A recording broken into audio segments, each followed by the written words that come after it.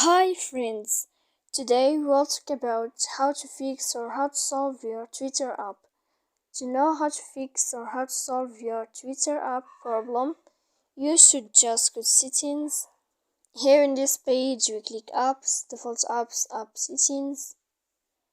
Then in this list you will enter to the window of Twitter. Here in this page of app info we click on first stop and we click OK. Then we will enter to storage. After that we click clear cache. Don't click clear data because that can make errors on your app. And in the end you can go to Play Store. If you will find updates in this plus sign, then you can click on it here to update your app.